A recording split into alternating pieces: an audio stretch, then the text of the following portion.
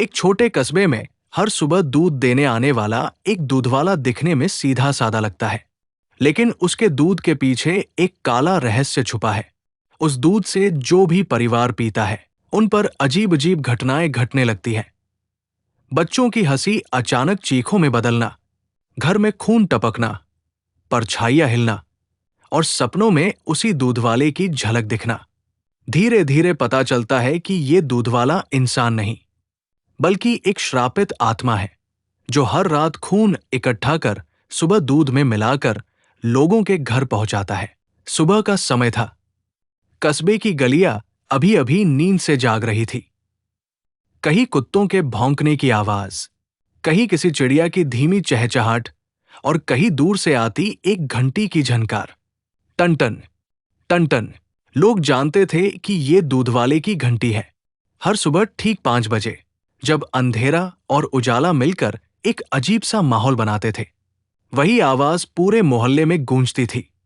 कस्बे के लोग इस दूधवाले को रामदीन के नाम से जानते थे।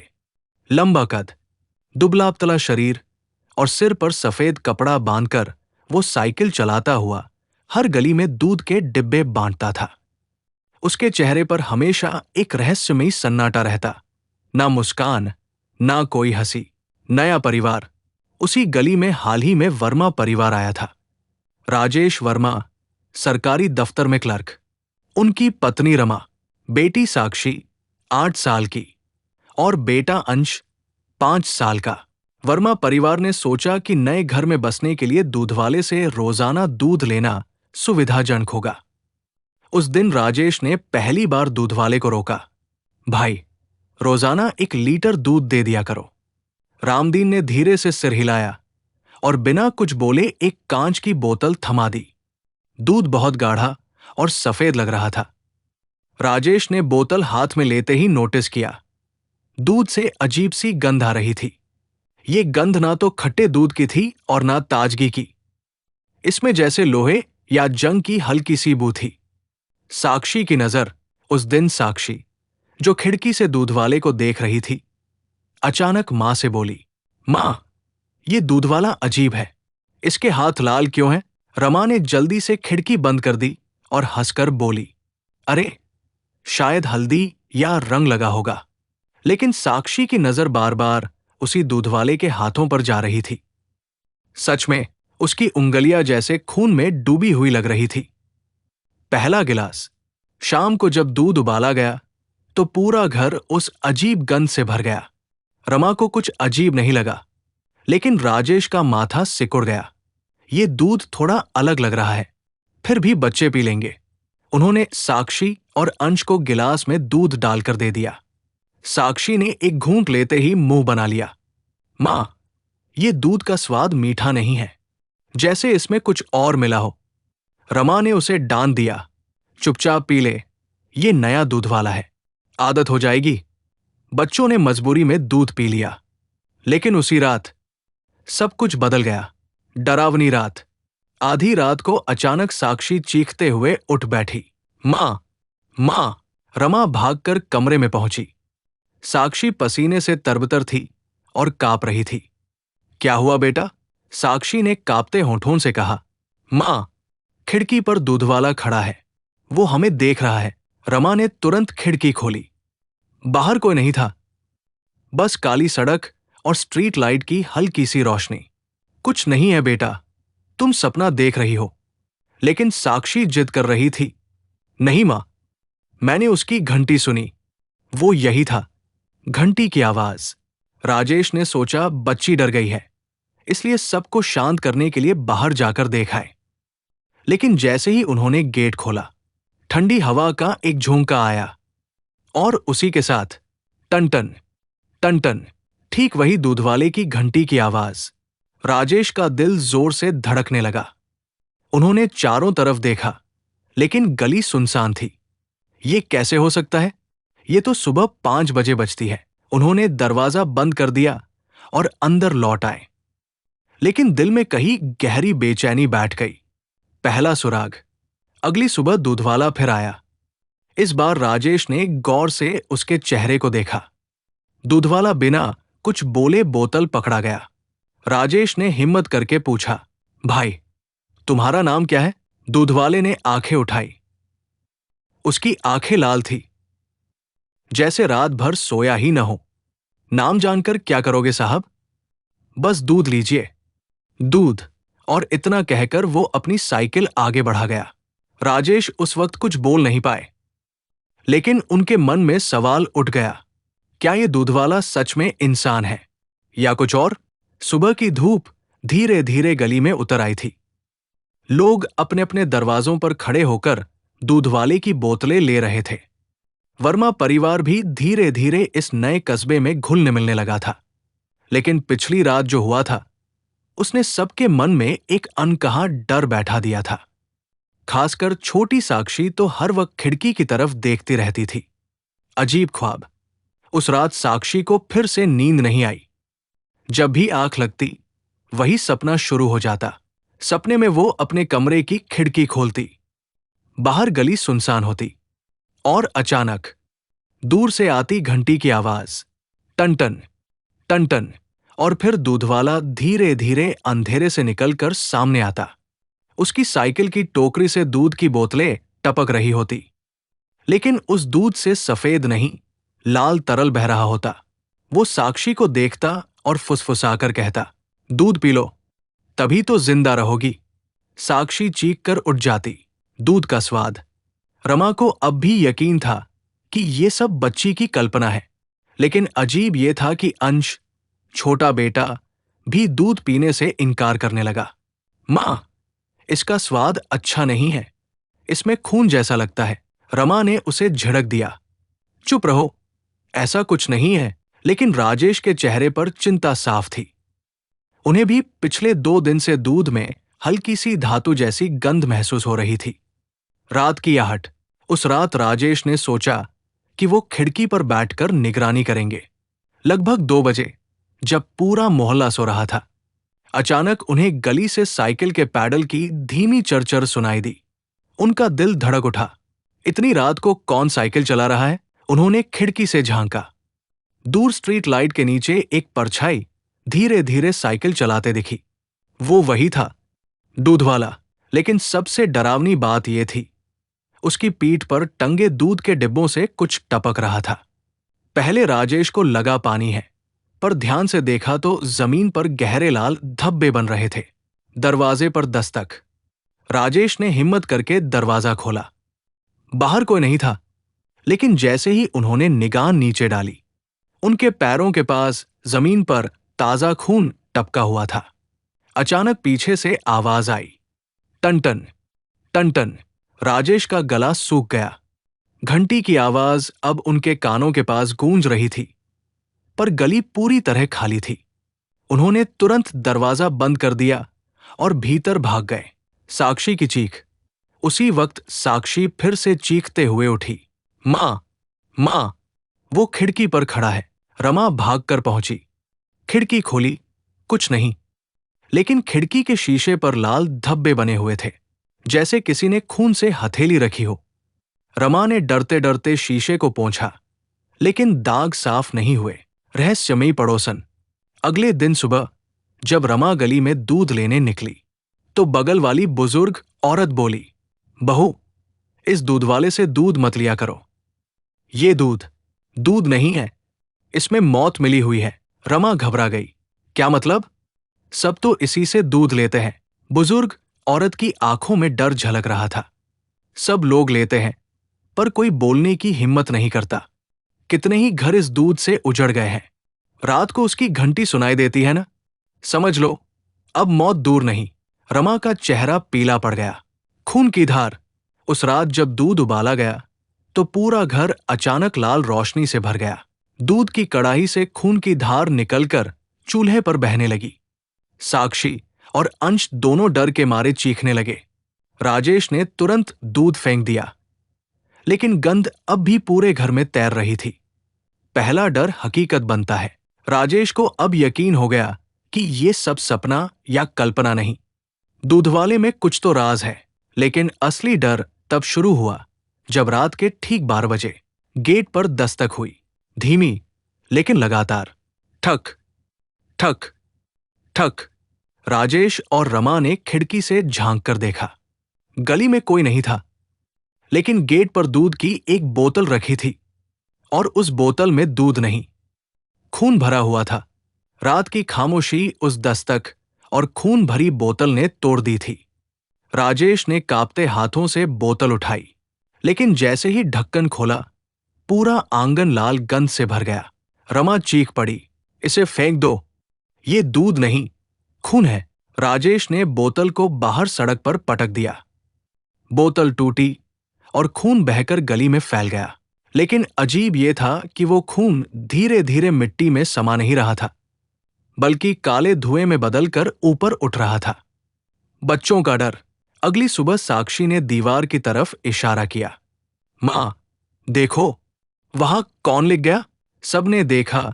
दीवार पर लाल अक्षरों में उभरा था, दूध पीते रहो वरना मर जाओगे। अंश जोर जोर से रोने लगा। मां, मैं दूध नहीं पीऊंगा, मुझे डर लगता है। रमा ने बच्चों को कसकर सीने से लगाया, लेकिन उनके अपने हाथ कांप रहे थे। पड़ोस में हादसा। दोपहर को मोहल्ले में खलबली मच गई। सामने वाले शर्मा परिवार की छोटी बच्ची अचानक बीमार हो गई थी। उसका शरीर नीला पड़ रहा था और मुंह से खून झाग निकल रहा था। सब लोग उसे अस्पताल ले गए, लेकिन शाम तक खबर आई कि बच्ची नहीं बची। राजेश को याद आया, शर्मा भी उसी दूध वाले से दूध लेते थे। उनके रोंगटे खड़े हो गए। क्या ये सब उसी दूध की वजह से हो रहा है? रात की दस्तक। उस रात फिर से गेट पर दस्तक हुई, लेकिन इस बार राजेश ने दरवाजा नहीं खोला। दस्तक और तेज होती गई। ठक ठक ठक। साक्षी बिस्तर से उठकर खिड़की की तरफ गई और अचानक चीख पड़ी, पापा, देखो, वो खिड़की से झांक रहा है। सब खिड़की की तरफ दौड़े। वहां अंधेरे में दूधवाला खड़ा था। उसका चेहरा अधखुली स्ट्रीट लाइट में चमक रहा था। आंखें खून जैसी लाल और होठों से हल्की हंसी टपक रही थी। वो हाथ हिला रहा था, जैसे बुला रहा हो। घर में धब्बे। सुबह जब रमा ने आंगन धोया तो अचानक पानी लाल पड़ गया। दीवारों पर जगह जगह खून के धब्बे उभर आए थे। राजेश ने हाथ लगाया तो खून सचमुच गीला था, लेकिन कुछ देर बाद वो धब्बे सूखकर ऐसे गायब हो गए जैसे कभी थे ही नहीं। रमा रो पड़ी, ये सब क्या हो रहा है? हमें यहां नहीं रहना चाहिए। लेकिन राजेश ने गहरी सांस ली। अगर ये सब दूधवाले की वजह से है, तो हमें उसके बारे में जानना होगा। बुजुर्ग का सच। शाम को राजेश ने उसी बुजुर्ग पड़ोसन से बात की। वो धीरे से बोली, तुम्हें सच जानना है तो सुनो, ये दूधवाला इंसान नहीं है। इसका असली नाम रामदीन था। सालों पहले ये यही इसी गली में मारा गया था। राजेश कांप गया। मारा गया? कैसे? बुजुर्ग औरत की आंखें भर आई। उसका पूरा परिवार इस कस्बे की हवेली में काम करता था। एक रात हवेली के मालिक ने उन सबको जिंदा जला दिया। तब से उसकी आत्मा दूधवाले के रूप में भटक रही है। जो भी उसका दूध पीता है, उस पर उसका साया पड़ जाता है। साक्षी का सपना। उस रात साक्षी ने फिर सपना देखा। सपने में वो अकेली हवेली में खड़ी थी। चारों तरफ अंधेरा था और बीच में एक लोहे का बड़ा बर्तन रखा था। उस बर्तन से खून उबल रहा था और उसके पास दूधवाला खड़ा था। उसने फुसफुसाकर कहा, तुम्हारा परिवार अब मेरा है। दूध पीते रहना, वरना खून में डूब जाओगे। साक्षी चीखते हुए उठी और मां से लिपट गई। खून की बूंदें। सुबह जब सब लोग उठे तो घर के दरवाजे पर ताजा खून की बूंदें टपकी हुई थी, जैसे कोई पूरी रात वहां खड़ा रहा हो। राजेश अब समझ चुका था, ये मामला किसी साधारण इंसान का नहीं, और यही था पहला सुराग, जिसने उन्हें उस हवेली तक ले जाना था जहां से ये डरावनी कहानी शुरू हुई थी। गली में खून के धब्बे और हर रात दस्तक देने वाली घंटी अब वर्मा परिवार के लिए असहनीय हो गई थी। राजेश के मन में बस एक ही सवाल गूंज रहा था, आखिर ये दूधवाला है कौन? पड़ोस की बुजुर्ग औरत ने जिस हवेली का जिक्र किया था, वो कस्बे के किनारे पर खंडहर की तरह खड़ी थी। लोगों ने सालों से वहां कदम नहीं रखा था। कहा जाता था कि वहां अजीब अजीब आवाजें आती हैं और रात को हवेली की टूटी खिड़कियों से लाल रोशनी चमकती है। हवेली का रास्ता। राजेश ने तय किया कि वो अब सच जानकर रहेगा।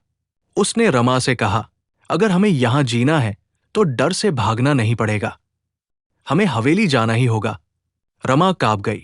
लेकिन वहां लोग कहते हैं आत्माएं भटकती हैं, तो क्या करें? हर रात हमारी खिड़की पर दस्तक सुनी जाए, बच्चे डर डर कर जिए।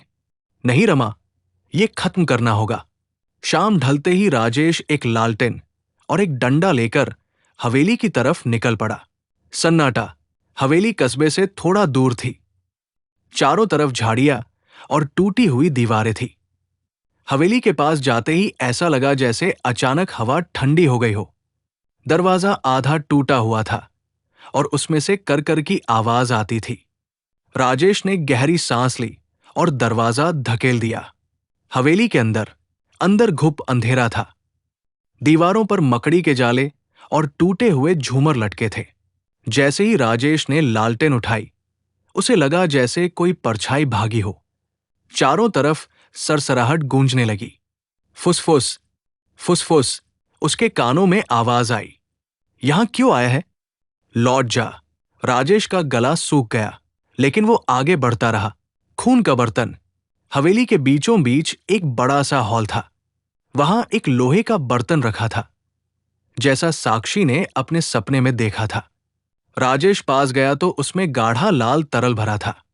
उससे गर्म भाप उठ रही थी और भाप में अजीब अजीब चेहरे उभर रहे थे। कभी बच्चे, कभी औरतें, कभी बूढ़े। राजेश की सांस रुक गई। हे भगवान, ये खून है। दूध वाले की परछाई। अचानक पीछे से घंटी की आवाज आई। टन टन, टन टन। राजेश ने मुड़कर देखा। दरवाजे पर दूधवाला खड़ा था। उसकी आंखें लाल थी, चेहरा पीला और हड्डियों जैसा पतला। हाथ में वही पुरानी साइकिल की घंटी थी।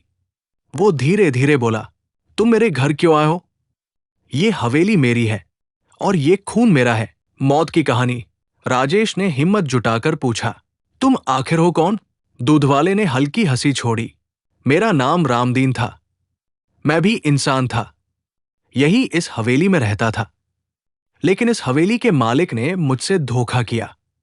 उसने मेरी पत्नी और बच्चों को इसी हॉल में जिंदा जलाया, फिर मेरा खून निकालकर दूध में मिलाया और उसी दूध से दावत दी। राजेश सन्न रह गया। फिर तुम? दूधवाले की आवाज गहरी हो गई। मैं मर गया, लेकिन मेरा श्राप जिंदा रह गया। अब मैं हमेशा दूध में खून मिलाकर बांटता हूं। जो भी मेरा दूध पीता है, उसकी आत्मा भी इस बर्तन में कैद हो जाती है। राजेश के पैरों तले जमीन खिसक गई। चीखों का हॉल। अचानक पूरा हॉल गूंज उठा। आह! बचाओ, बचाओ! दीवारों से धुएं की परछाइयां निकलकर राजेश के चारों तरफ घूमने लगी। हर परछाई एक पीड़ित आत्मा की थी। किसी का शरीर जला हुआ, किसी के गले पर रस्सी के निशान। राजेश ने भागने की कोशिश की, लेकिन दरवाजा अपने आप बंद हो गया। सौदा। दूधवाला पास आ गया और बोला, भागने की कोशिश मत कर। अगर अपने परिवार को बचाना है तो हर रात मेरा दूध पीना होगा, तभी तुम्हारे बच्चे जिंदा रहेंगे। राजेश की रूह कांप गई। अगर हमने मना कर दिया तो? दूधवाले की आंखें चमक उठीं। तो तुम्हारा परिवार भी इन दीवारों में कैद हो जाएगा, हमेशा के लिए। वापस लौटना। किसी तरह राजेश ने लालटेन उठाई और खिड़की की तरफ फेंक दी। कांच टूटते ही तेज हवा चली और धुएं की परछाइयां पीछे हट गई। राजेश भागकर दरवाजा खोलने में कामयाब हुआ और हवेली से बाहर निकल आया। बाहर आते ही उसे ऐसा लगा जैसे उसने मौत को पीछे छोड़ दिया हो, लेकिन उसकी आंखों में वो खून का बर्तन और दूधवाले की लाल आंखें अब भी जल रही थी। राजेश हवेली से लौट तो आया, लेकिन उसकी हालत खराब थी। चेहरे पर पसीना, आंखों में डर और दिमाग में वही लाल बर्तन घूम रहा था। रमा ने पूछा, क्या देखा वहां? राजेश ने बच्चों की तरफ देखा और धीमे स्वर में बोला, वो हवेली मौत का घर है और दूधवाला कोई साधारण इंसान नहीं, वो श्रापित आत्मा है। रमा का चेहरा पीला पड़ गया, लेकिन असली भय तो अभी शुरू होना था। सुबह का दूध। अगली सुबह दूधवाला फिर आया। घंटी की वही ठंडी आवाज, टन टन टन टन। रमा डरते डरते बाहर निकली। दूध वाले ने कुछ नहीं कहा, बस बोतल थमा दी। उसके हाथ कांप रहे थे। बोतल पकड़ते ही रमा को लगा जैसे बोतल का कांच गर्म है, जैसे उसमें कुछ जल रहा हो। राजेश ने तय किया कि इस बार दूध को फेंकने की बजाय ध्यान से देखेंगे। दूध उबालना। रसोई में बर्तन चढ़ाया गया। दूध गर्म होने लगा, लेकिन जैसे जैसे दूध उबलने लगा, उसमें झाग नहीं, लाल बुलबुले उठने लगे और उन बुलबुलों में चेहरों की परछाई बनने लगी। कभी एक औरत चीखती नजर आती, कभी बच्चा रोता, कभी बूढ़ा आदमी खून में डूबता। रमा कांप उठी। राजेश, ये क्या है? राजेश ने बर्तन का ढक्कन कसकर बंद कर दिया, लेकिन दूध की भाप अब भी कमरे में भर रही थी और उसमें वही परछाइयां तैर रही थी। साक्षी का डर। साक्षी दौड़कर आई और बर्तन की तरफ इशारा करने लगी। पापा, देखो, वो आदमी हमें बुला रहा है। राजेश ने चौंक कर देखा। सचमुच दूध की सतह पर वही दूधवाले का चेहरा उभर आया था। वो होंठ हिलाकर कह रहा था, दूध पियो, नहीं तो मर जाओगे। अंश डर के मारे बर्तन से दूर भाग गया। बुजुर्ग की चेतावनी। राजेश उसी दिन फिर से पड़ोस की बुजुर्ग औरत के पास गया। वो बोली, मैंने तुम्हें चेताया था, इस दूध को हाथ भी मत लगाना। ये दूध नहीं, आत्माओं का खून है। जिसने इसे पिया वो मौत को न्योता देता है। राजेश ने घबराकर पूछा, तो इसका इलाज क्या है?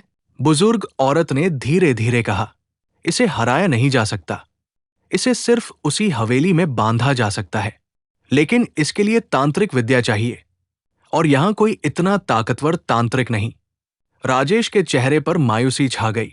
आधी रात की आहट। उस रात फिर दस्तक हुई, लेकिन इस बार दस्तक गेट पर नहीं, सीधे रसोई की खिड़की पर हुई। ठक ठक ठक। राजेश धीरे से रसोई में गया। खिड़की खोली तो बाहर कोई नहीं था, लेकिन दूध का बर्तन अपने आप हिलने लगा। उसमें से आवाज आई, मुझे पियो, वरना सब खत्म हो जाएगा। राजेश का खून जम गया। दीवारों पर धब्बे।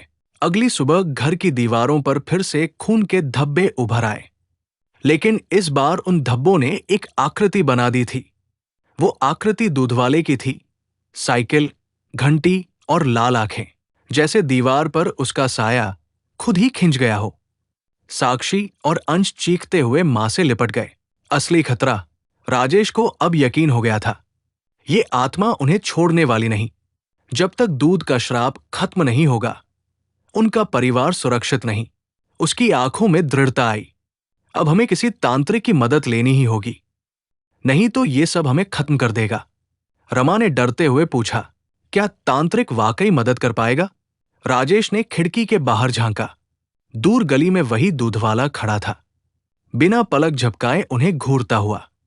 राजेश ने दांत भींचे, कोशिश करनी ही पड़ेगी, वरना अगले खून के धब्बे हमारी लाशों के होंगे। रात और गहरी हो चुकी थी। हवाओं में अजीब सी सरसराहट थी, जैसे कोई अदृश्य परछाई घर के चारों ओर चक्कर लगा रही हो। राजेश और रमा बच्चों को अपने कमरे में सुलाने की कोशिश कर रहे थे, लेकिन साक्षी बार बार चिल्लाकर उठ जाती। उसके होठों से एक ही शब्द निकल रहा था, वो दूधवाला दरवाजे पर खड़ा है। राजेश ने बाहर जाकर देखा। गली सुनसान थी, लेकिन जैसे ही वो लौटा, उसने खिड़की से देखा। सड़क पर कतार में खड़े लोग नजर आ रहे थे। कतार में खड़े लोग, करीब 10-15 लोग, सब सफेद कपड़े पहने हुए। उनके चेहरे पर कोई भाव नहीं था। सब एक सीधी लाइन में खड़े थे। राजेश की सांस अटक गई जब उसने गौर से देखा। वो सब लोग तो उसी मोहल्ले के थे, और जिनके चेहरे उसने देखे, उनमें से कई लोग पहले ही मर चुके थे। कतार के सबसे आगे दूधवाला खड़ा था। उसकी आंखें अंगारों की तरह चमक रही थी। उसके हाथ में वही लाल बर्तन था, मौत का दूध। दूधवाला धीरे धीरे कतार में खड़े हर आदमी को दूध का कटोरा दे रहा था। एक एक करके सबने उसे पिया, और जैसे ही किसी ने दूध पिया, उसका शरीर धुंध में बदलकर गायब हो गया। राजेश ने कांपते हुए खिड़की बंद कर दी। रमा ने घबराकर पूछा, क्या देखा? राजेश ने धीरे से कहा, ये कतार, मौत की कतार है। जो इसमें शामिल हो गया वो फिर कभी वापस नहीं आता। खून के निशान। अगली सुबह दरवाजे पर खून के धब्बों से बने पैरों के निशान दिखाई दिए। निशान सीधे बच्चों के कमरे तक जाते थे। रमा चीख उठी। राजेश ने तुरंत बच्चों को गोद में उठाया और बाहर ले गया। लेकिन तभी गली से वही घंटी बजी। टन टन टन टन। दूधवाला वही खड़ा था। उसके पीछे वही कतार धीरे धीरे लंबी होती जा रही थी। तांत्रिक की तलाश। राजेश अब और देर नहीं कर सकता था। वो बच्चों और रमा को पड़ोस की बुजुर्ग औरत के पास छोड़कर गांव के बाहर एक तांत्रिक को बुलाने गया। तांत्रिक ने सुना और गंभीर स्वर में बोला, "ये कोई साधारण प्रेत नहीं है। ये पिशाच है जो खून और आत्माओं से अपना अस्तित्व बनाए रखता है। दूध इसका बहाना है। असल में वो आत्माओं को कतार में बांध रहा है ताकि उन्हें अपने साथ नर्क में ले जा सके।" राजेश ने घबराकर पूछा, "तो इसे रोका कैसे जाए?" तांत्रिक ने धीमे स्वर में कहा, "जब अगली बार वो कतार लेकर आएगा तुम्हें उसके बर्तन को तोड़ना होगा। अगर बर्तन टूट गया तो उसका वश टूट जाएगा। अगली रात का इंतजार।" राजेश और तांत्रिक ने रात भर तैयारी की। घर में मंत्रोच्चार गूंजने लगे। दीवारों पर हल्दी और सिंदूर के चिन्ह बनाए गए। तांत्रिक ने एक लोहे का त्रिशूल और नींबू मिर्ची दी। रमा और बच्चे कांपते हुए तांत्रिक के पास बैठे रहे। मध्यरात्रि हुई। गली में फिर वही आवाज गूंजी। टन टन टन टन। कतार और टकराव। इस बार कतार और भी लंबी थी। गांव के लगभग सारे मरे हुए लोग उसमें खड़े थे। उनकी खाली आंखें सीधे राजेश के घर की तरफ टिकी थी। दूधवाला आगे बढ़ा। उसने मुस्कुराकर बर्तन उठाया। "आज तुम्हारी बारी है, राजेश।" राजेश का दिल जोर जोर से धड़क रहा था। उसने तांत्रिक की तरफ देखा। तांत्रिक ने इशारा किया, "अभी बर्तन तोड़ो।" राजेश ने कांपते हाथों से लोहे का त्रिशूल उठाया। निर्णायक क्षण। जैसे ही दूधवाले ने बर्तन आगे किया, राजेश ने पूरी ताकत से त्रिशूल उस पर दे मारा। धम। बर्तन जमीन पर गिरा और उसमें से दूध नहीं बल्कि लाल लावा जैसा खून फैल गया। उस खून से चीखें गूंज उठीं सैकड़ों आत्माओं की। कतार में खड़े लोग तड़पने लगे और धुंध में बदलकर गायब हो गए। दूधवाले की आंखों में पहली बार डर उभरा। वो चीखते हुए बोला, "तुमने मेरी सदियों की साधना तोड़ दी, लेकिन मैं वापस आऊंगा।" उसका शरीर धुएं में बदलकर अंधेरे में विलीन हो गया। खामोशी के बाद गली फिर से सुनसान हो गई। सिर्फ लाल खून के दाग रह गए थे जो धीरे धीरे मिटने लगे। तांत्रिक ने गहरी सांस ली। फिलहाल वो चला गया है, लेकिन इसका श्राप पूरी तरह खत्म नहीं हुआ। तुम्हें सावधान रहना होगा। अगली बार जब वो लौटेगा तब आखिरी जंग होगी। राजेश ने आसमान की ओर देखा। चांद बादलों में छुप चुका था और उसे महसूस हुआ कि अंधेरा अब भी खत्म नहीं हुआ है। वो लौटेगा,